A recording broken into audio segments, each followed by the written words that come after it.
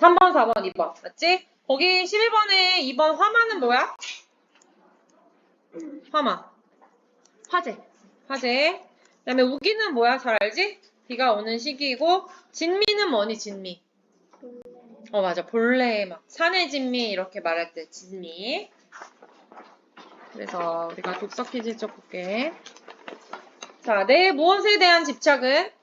집에 대한 집착은 훨씬 더 자기중심적이 된 존재의 심리적 특징이 되었다. 자, 2번은 X, 3번은 지배자와 엘리트, 그치? 4번은 X죠. 5번은 함무라비, 법전은 특정한 질서를 믿으면 더 나은 사회를 만들 수 있다는 상상의 질서, 아주 중요한 키워드였지? 상상의 질서를 담고 있다. 자, 6번은 5, 7번은 5, 8번은 농업혁명에 뒤이어 복잡한 사회가 등장하면서 무엇이 중요해졌어? 그렇죠. 숫자가 중요해졌다. 9번 5야 X야? 5야? X지. 뭐로 고쳐줘야 돼? 그렇죠. 쓰기. 자, 무슨 문자 체계란? 완전한 문자 체계란 무엇을? 구어. 구어가 뭐야? 그렇죠. 내가 지금 말하는 이것들을 완벽하게 표현한 기호 체계를 완전한 문자 체계라고 한다. 11번에 인간은 문자 체계를 통해 관료주의적 사고를 지니게 되었다. 관료주의. 저자는 지능과 의사소통 분야에서 컴퓨터가 인간을 능가할 수 있다고 생각한다. 5점. 자, 사회의 협력망을 지탱하는 상상의 질서는 매우 중립적이고 공정하다. X. 그 다음에 모든 사회는 상상의 위계 질서를 기반으로 한다고 했지. 대부분 사회에서 오염과 청결 개념은 사회 정치적 구분을 강제하는 데 주된 역할을 했다. 16번은 X. 17번은 O. 가부장제는 생물학적 사실보단 근거 없는 무엇에 바탕을 둔 거였지? 상상력 톡은 신화에 기반을 둔 것이다 라고 이야기했습니다. 자, 그래서 보니까 그래도 다들 열심히 필기하면서 봤어? 자, 필기도 중요하다 얘들아. 작문 중요한 것처럼 필기도 중요해. 내가 필기를 보면서 이 사람이 이런 식으로 이걸 구조화했구나 라는 걸 볼 수 있어. 앞으로 이제 중학교 가서 수업 시간에 필기할 거잖아. 필기 잘하는 사람이 당연히 성적도 잘 나오고 머릿속에서 구조화가 되는 거야. AI처럼. 필기를 잘하는 사람들은 그게 나오는 거야. 책에. 그치? 그렇기 때문에 나보다 더 필기 잘하는 사람들도 있어. 필기를 잘하는 사람들은 그만큼 내용을 이해하고 분석하면서 봤다는 거야. 그거 열심히 우리 연습하자. 알았지?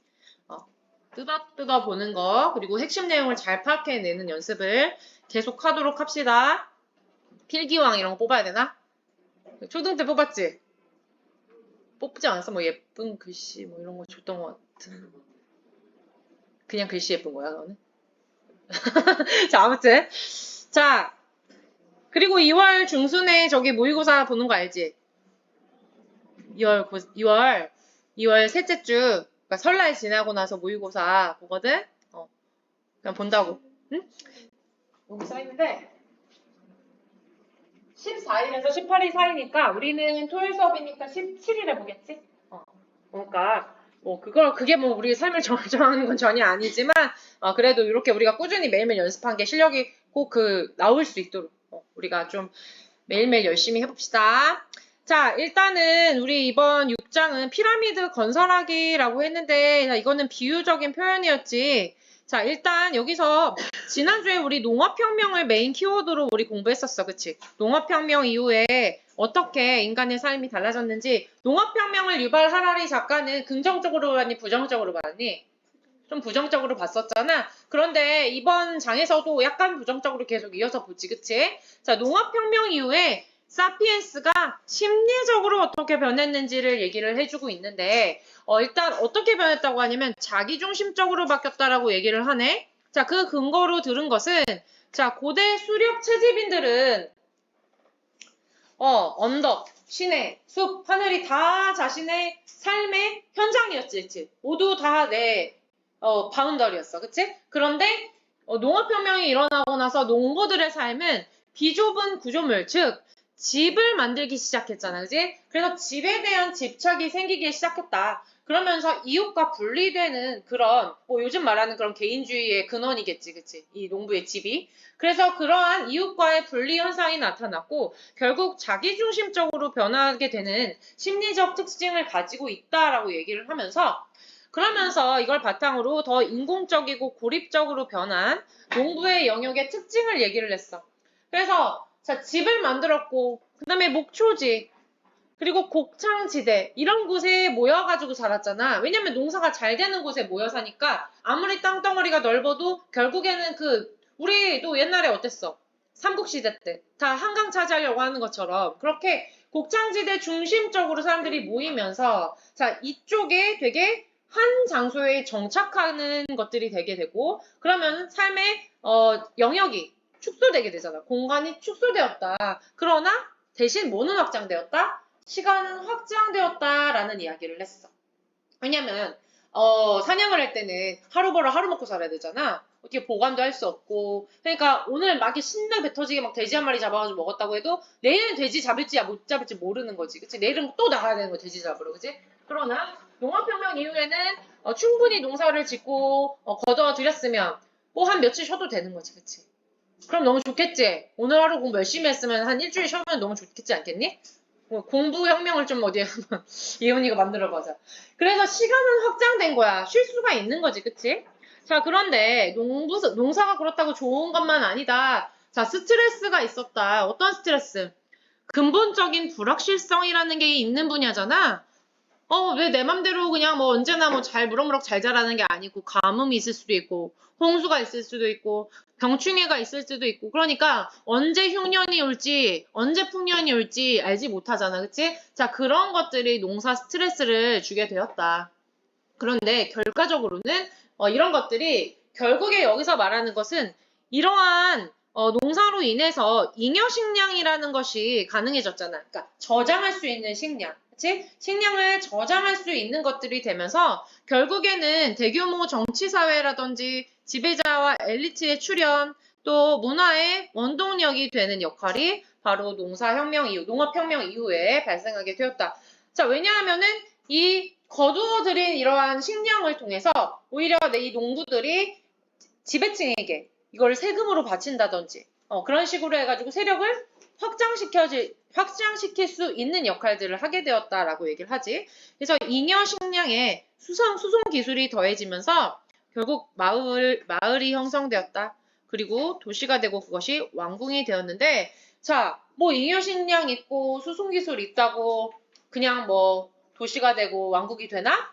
자, 거기에는 결국엔 또 끌어오는 이 개념.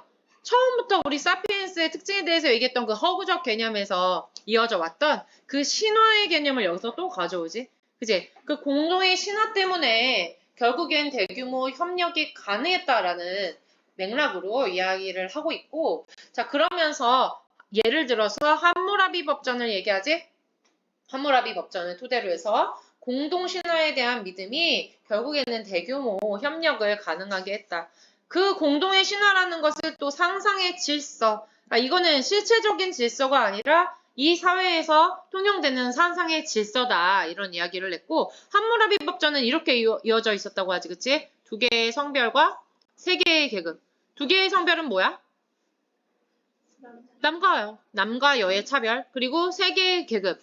귀족, 평민, 노예라는 세 개의 계급의 차별이 있었던 것인데 자, 이것이 바로 이 안에 상상의 질서가 들어있었고 이것이 결과적으로는 그 사회의 규모를 더 크게 하는 역할을 했다라고 이야기를 했어.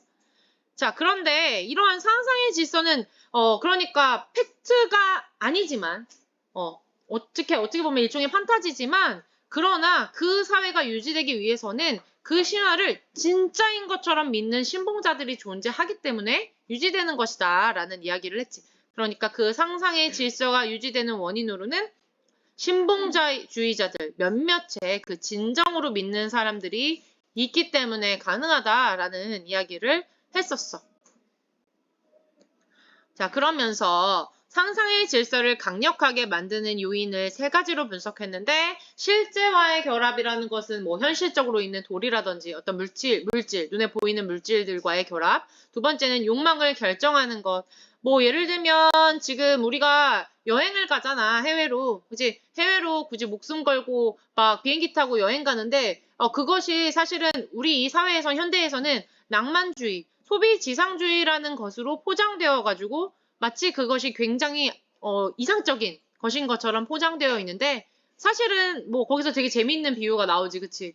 파라오가 뭐 어디로 뭐 굳이 뭐 부인과의 관계가 안 좋을 때 그걸 해결하기 위해서 어딘가로 다른 마을로 뭐 아시아에 가보겠다 이런 말을 하지 않지 않겠냐. 그러나 지금의 사회는 이러한 낭만주의와 소비주의, 지상주의로 인해서 마치 여행을 되게 낭만적인 것처럼 보이고 있고 또 소비하는 것이 굉장히 좋은 가치인 것처럼 이야기한다. 이것이 모두 다 상상의 질서 안에서 있는 것이다 라는 이야기를 했었어. 그래서 6장에서 저자는 무엇을 말하고 있는가? 자, 예훈이 뭐라고 썼니?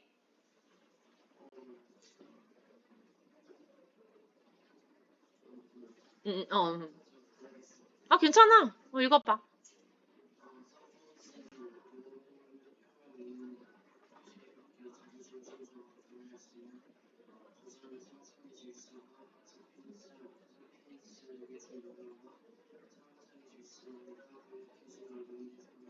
아주 잘했는데 왜? 자, 요 핵심 내용을 아주 잘 집었죠. 죠? 농업혁명 이후에 인류가 자기 중심적 성향을 지니게 됐고, 그러나 상상의 질서를 통해 대규모 사회적 협력이 가능했다. 그래서 상상 속 질서를 통해 좋은 사회가 된다는 믿음으로 자신들만의 피라미드를 건설했다라는 이야기를 하고 있어. 그치? 자, 그러면서 메모리 과부하 파트에서는 인간의 뇌가 방대한 정보를 저장하지 못했다. 왜냐하면 용량이 너무 적었어. 그리고 수명의 한계가 있었어. 특정 정보를 저장하는 데만 발달됐어. 이런 식으로 분석을 했고, 그러면서 수메르인의 쓰기 시스템이 왜 등장했는가 얘기를 했지. 수메르인은 어떤 문명에 있는 인간들이었지? 규리야? 어떤 문명? 기억이 안 나. 필기한 사람 없어? 수메르인. 아무도 이걸 필기 안 했다니. 수많은 이 사피엔스들 중에. 뭐야, 메소포타미아 문명의 수메르인들 중 천재들이 만들었다고 그렇게 써 있었지, 그치? 메소포타미아 문명의 수메르인들이 자, 이렇게 쓰기 시스템을 만들었다. 그런데 이거는 거의 구어를 표현한 건 아니었지, 그치? 아마도 이 쿠심이 설명했다는데 쿠심이라는 어떤 뭐 약간 직인 같은 게 있었는데 이 쿠심은 아마도 이 유발 하라리가 추측했을 때 뭐 사람일 수도 있고, 그렇지? 어떤 개인일 수도 있고, 아니면 뭐라 그래? 뭐 회계사일 수도 있다. 뭐 이런 식으로 얘기를 하지. 아니면 뭐 관직명일 수도 있겠다. 이런 얘기를 했었어. 그래서 그러면서 이제 수메르인이 만든 그 최초의 문자 체계의 특징을 보여줬는데 그걸 보면 약간 기호에 가까웠지. 약간 언어라기보다 특정 정보만 표시할 수 있는 불완전한 문자 체계였다. 왜냐하면 뭐를 표현할 수 없었어? 이 언어는? 구어. 아까 전에 우리 나왔었잖아. 구어. 말하는 거, 뭐 시라든지 그런 것들을 표현할 수 없었다. 그렇기 때문에 불완전했다라고 이야기를 했고 자, 그런데 어쨌든 이러한 체계가, 문자 체계가 생기면서 결국에는 이러한 방대한 문자 기록을 효율적으로 다루기 위해서 관료적 기술. 그러면 우리가 이런 거를 체크를 할 수가 있네. 그러면 우리 팀장이 필요하겠네. 뭐 우리 리더가 필요하겠네. 우리 관리자가 필요하겠네. 자, 이런 것들이 결국 관료주의의 관점으로 인간의 사고방식을 변화시켰다라는 결론을 도출하고 있다. 자, 그러면서 수학적 문화 체계의 중요성에 대해서 얘기를 했는데 결국에 마지막에 뭐라 그래? 0과 1로만 구성된 컴퓨터의 역할이 중요해졌다라는 부분으로 마무리를 하고 있지. 자, 그 다음에 역사에 정의는 없다라는 파트. 자, 여기서 정의는 영어로 뭐야? 정의? 여기서 말하는 정의의 영어는 뭐니? 그렇죠. 저스티스지. 다른 예전 수업 시간에서 데피니션이라는 거야. 아니지. 여기서 말하는 정의 그거 아니지. 자, 적사의 정의는 없다. 그러면 어떤 맥락에서 정의가 없다라는 것이냐. 자, 일단은 상상의 질서에 대한 기능을 얘기를 했는데 상상의 질서라는 것은 결국 인간 사회를 유지하면서도 위계 질서를 확립하여 차별을 생산하고 있다라고 또 부정적인 부분에 대해서 얘기를 하고 있지. 그치? 자, 그러면서 힌두교의 창조 신화를 얘기를 해. 이거 기억나니? 이렇게 나처럼 그림 그린 사람 없지. 이거 보면서. 자, 내가 상상해본 거야. 자, 힌두교의 창조 신화를 원시인간 푸르샤라는 캐릭터를 통해서 설명을 했는데, 이게 힌두교의 창조 신화를 만든 것이 원시인간 푸르샤를 기반으로 만들어서 한 것이 카스트 제도라고 하는데, 이렇게 말하지. 뇌는 달이다. 그지? 눈은 해다. 기억나? 그 문구? 눈은 해다. 그래서 내가 눈이니까 2개 그렸어, 눈. 그리고 그 다음에 입이 브라만이다. 브라만은 당시에 사제. 그러니까 성직자들이지, 그치? 사제. 그 다음에 팔은 크샤트리아, 즉 전사들이다. 그리고 허벅지는 바이샤, 농부 상인이다. 수두라, 다리는 노예다. 그래서 이렇게 해서 카스트 제도의 계급이 요런 형상 안에서 만들어졌으니까 이게 위에서 아래로 가는 형상인 거지, 그치? 그래서 요거를 기반으로 해서 만들었다라고 얘기를 하면서 카스트 제도를 예를 들어가지고 오염과 청결이라는 상상의 위계 질서가 영속성을 지녀서 차별을 정당화하고 있다라고 얘기를 했는데 오염과 청결, 여기서 말하는 오염과 청결이 뭐였니, 지우야? 여기서 말하는 오염과 청결, 여기 기억한 사람. 오염과 청결. 여기서 말하는 건 뭐였니? 영원아 뭐였어? 응. 병자나 시체 질병 느낌이 강했어. 응. 그래서 그 노예들이 오염을 시키는 맞아. 그렇지. 노예와 어떤 이 귀족 계층이랑 위에 상류 계층이랑 섞이는 것도 일종의 오염이라고 본 것이지. 그치? 자, 그런 것들이 결국에는 상상의 위계 질서, 차별을 정당화하는 악순환이 되었다. 그렇게 얘기를 하면서 같이 또 연결해서 이야기한 것이 미국의 인종차별을 예로 들었지. 그치? 미국의 인종차별이 시작된 것은 16세기에 아프리카 노예를 수입하면서 시작되었다고 얘기하지, 그치? 그래서 아프리카 노예를 수입했던 이유가 뭐였어? 규리야 뭐였어? 왜 하필 아프리카 노예를 수입했다 그러지? 책에서? 기억나는 거 아무거나 말해보자. 기억나는 사람? 아프리카 노예. 뭐야, 읽은 거 맞아? 아프리카 노예 왜 수입했지? 범준아? 맞아. 싸고. 그때 쌌대잖아, 그지? 싸고 또 지역적으로 가까웠고 위치적으로. 또 중요한 거 있었잖아. 면역력이 있었다고 했지, 그치? 질병에 그때 당시에 전염병이 이미 한 차례 겪고 왔기 때문에 예를 들면 코로나 한 번 걸린 사람은 이제 면역 생기는 것처럼 면역이 생긴 상태의 아프리카 노예들을 데리고 와서 유럽이나 미국 쪽 사람들보다 훨씬 굉장히 강인했기 때문에 면역적으로 그래서 그들을 데리고 와가지고 여러모로 합리적이었기 때문에 아프리카 노예를 수입하면서 이렇게 수입하기 시작했는데 자 이러한 아프리카 노예를 수입한 이후에는 어떤 일들이 벌어졌냐면 계속 흑인은 천성적으로 신뢰할 수 없고 게으르고 지능이 떨어진다라는 신화를 지속했다. 그치? 그렇게 돼서 19세기에 노예 해방이 됐지만 인종차별 신화는 사실 지금도 여전하잖아. 그치? 여전히 그 시대를 가지고 있잖아. 그치? 자, 그런데 이거에 대해서 또 얘기한 부분이 중요한 부분이 바로 이거였어. 모든 상상의 질서는 스스로가 허구의 근원을 두고 있음을 부인하고 자연적이고 필연적이라 주장한다. 자, 이 문장 써놓자. 이거 유발 하라니가 이야기한 중요한 부분인데 그러니까 이 상상의 질서라는 게 아까 전에 그 노예제도에서의 상상의 질서는 결국 흑인과 백인 사이에 있는 그 상상의 질서잖아.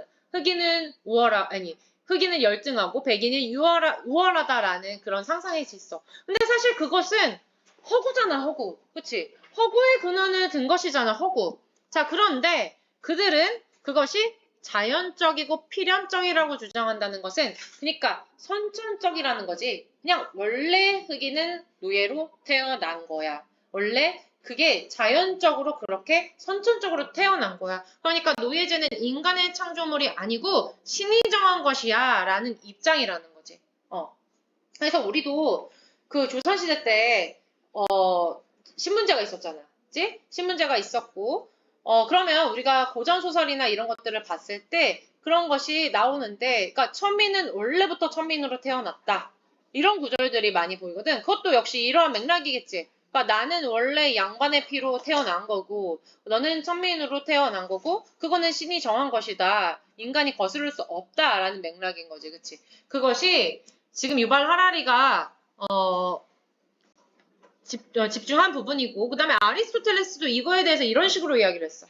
노예에게는 맹종하는 본성이 있고 자유민에게는 자유로운 본성이 있다라는 이야기를 했단 말이지. 그러니까 노예한테는 순종하는 복종이 있다는 거야. 지금 우리는 노예 근성 있니 없니?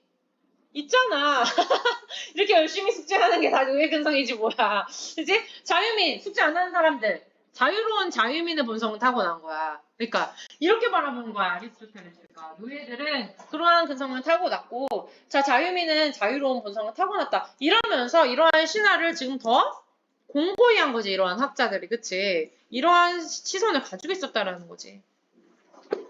자 그러나 이 유발 하라리는 사회 정치적 차별에는 절대로 논리적이고 생물학적인 근거는 없다라는 결론을 도출을 하고 있어. 자, 그러고 나서 얘기한 것이 이제는 계급 차별이 아니라 그와 그녀의 차별이야. 자, 이거는 젠더지, 젠더. 젠더 갈등 들어봤지? 남녀 차별이지, 그죠? 남녀 간의 갈등, 젠더 갈등이라고 하는데, 자, 이거는 생물학적 성과는 다른 거야, 그지? 남성스럽다, 여성스럽다. 남성과 여성 사이의 그러한 갈등. 그러한 갈등과 이제까지 왔었던 그 차별에 대해서 자 여기에도 바로 인간의 상상력이 개입되어서 이렇게 차별의 질서를 만들었다는 부분에 대해서 이야기를 하고 있어. 자 그러면서 남성이 도대체 뭐가 좋냐? 남성성의 가치에 대한 의문을 제기를 했어. 그치? 그래서 우리나라에서도 가부장제가 계속 이어져 왔었고, 그치? 물론 지금은 많이 달라졌지만, 뭐 여전한 부분들이 남아져 있잖아? 그런데 대부분의 문화가 남성성을 더 가치있게 여기는 원인이 도대체 무엇이냐? 그럼 생물학적인 차이냐? 만약 이게 선천적이라면 생물학적인 차이냐? 자, 이 부분에 대해서 의문을 제기하고 있는데, 자, 첫 번째. 그럼 만약에 남자가 힘이 세서 이렇게 차별이 이렇게 계급화한 것이냐? 남성을 더 우월화한 것이 그것이 남성이 힘이 세기 때문에 근력이 강하기 때문이냐? 자 그런데 그것이 직접적인 관련이 없다라는 부분을 어떠한 근거를 통해서 반박하고 있지? 기억나는 사람? 어떠한 근거? 여원아 어떤 근거 썼어 거기? 여기 쓴 거요? 음.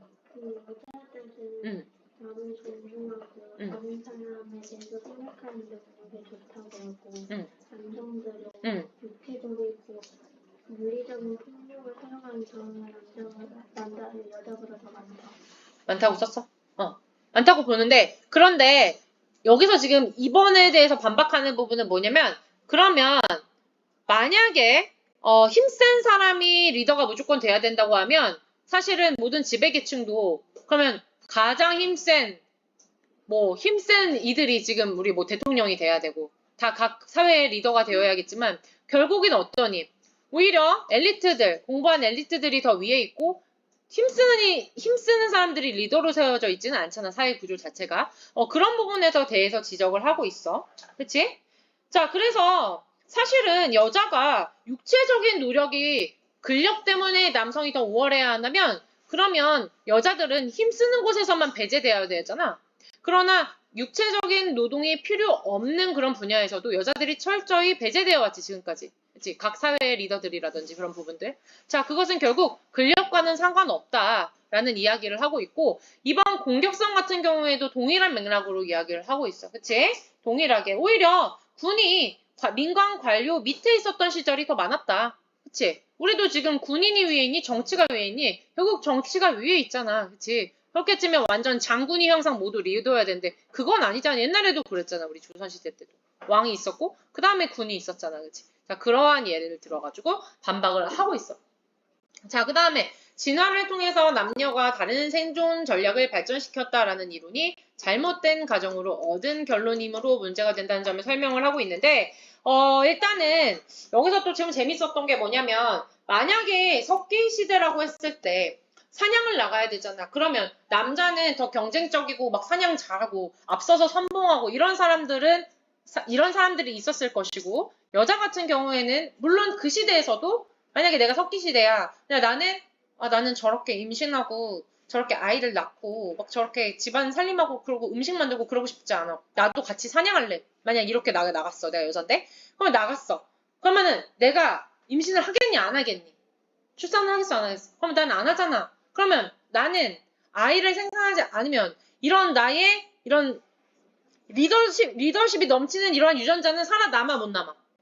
이런 여자들은 그럼 다 없는 거잖아. 이제 유전자는 끝나는 거잖아. 이런 여자들의 시대는, 그치? 그러니까 결과적으로는 그런 지고지순하고 아이를 뭐 양육하고 그냥 하나도 사냥해도 나가지 않고 이러한 유전자들만 결국 여자들은 남게 된 게 아닐까? 그리고 남자들은 더 앞서서 선봉하는 식으로 계속 유전자가 남고 그래서 결과적으로 그러한 유전자만 대물림되는 게 아닐까? 뭐 이런 얘기도 중간에 담아. 자, 그러나 결국에는 남자의 경쟁성 그런 것들이 남성의 사회적 우세를 낳았다.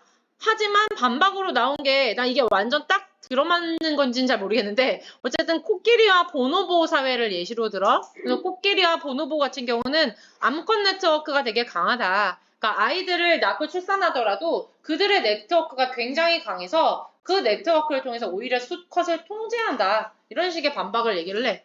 그래서 뭐 어쨌든 이 유발 하라리의 입장이 모두 진리는 아니고 우리가 그걸 보면서 이러한 인사이트를 가지고 있구나. 이러한 시선으로 사회를 바라보는구나. 거기서 우리가 새로운 나만의 시선으로 펼치면 되는 것이고 조금 말이 좀 안 맞는데 할 때는 우리도 비판적인 사고를 하면 되는 거야. 그치? 어쨌든 이렇게 우리가 정리를 해볼 수 있었어.